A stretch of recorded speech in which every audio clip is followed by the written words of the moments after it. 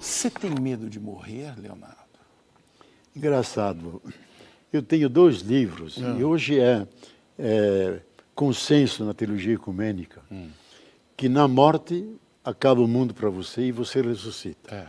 A ressurreição não se dá no final dos tempos. Se dá quando para você chegou o final dos tempos. Então, a alternativa cristã não é vida ou morte, é vida ou ressurreição.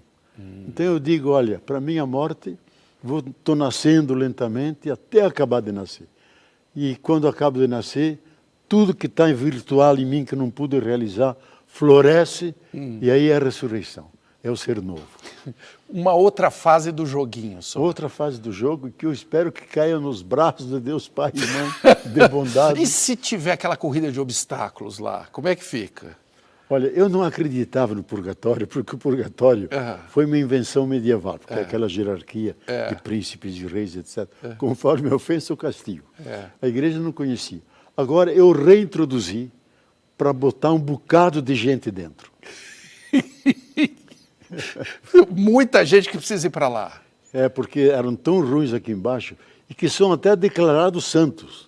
Eu não vou dizer o nome, senão os seguidores aqui vão ficar furiosos. É mesmo? Tem santo que precisa ir para o purgatório? Não, porque o purgatório não é a antessala do inferno, é a antessala do céu.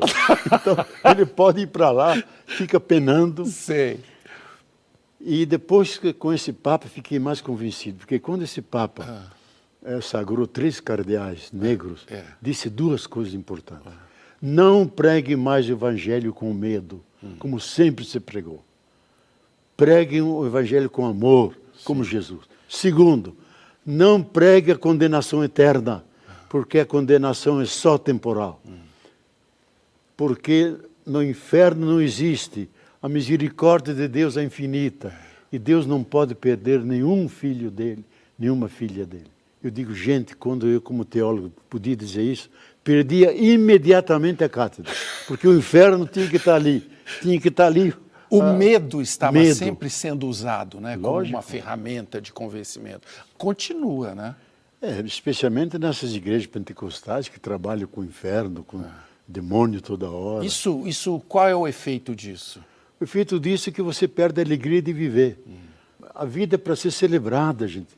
É bom viver. E você, não, eu tenho que ser bom porque senão eu vou para o inferno, vou ser castigado. Você tem que ser bom pela bondade das coisas. Eu até escrevi um artigo longo, porque estava satanizando Lula, a história, a biografia de Satanás. Eu publiquei, está em vários artigos, foi traduzido tudo quanto é língua. Satanás é uma invenção humana. Na Bíblia ele era um anjo bom, que estava lá no céu, mas teve uma tarefa muito chata.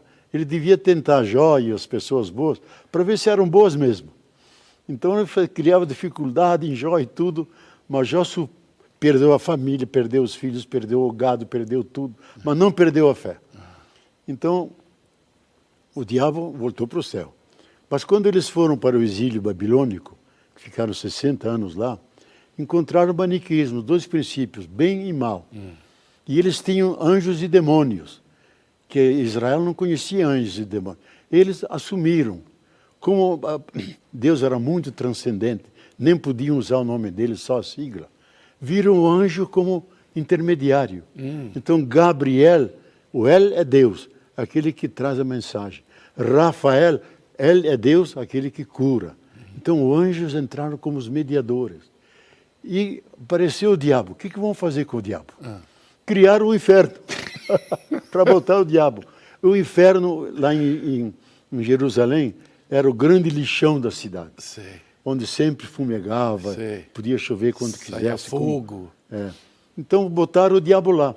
O diabo nasceu da cultura humana. O diabo não existe. É fake news. É uma fake news. O diabo é fake news. Porque se fosse verdadeiro, aqui é teologia pura.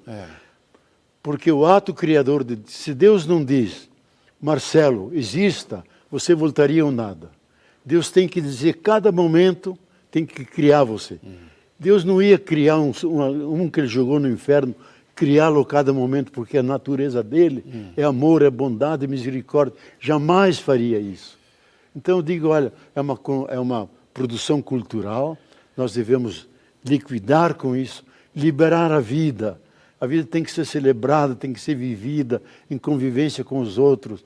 E esses que satanizam, eles se transformam em Satanás para os outros, porque tornam mais difícil a vida. Ai, Leonardo, eu estou saindo quase com uma esperança de não ir para o inferno dessa conversa. Não, você nossa. não vai. Não vou? Ai, que boa.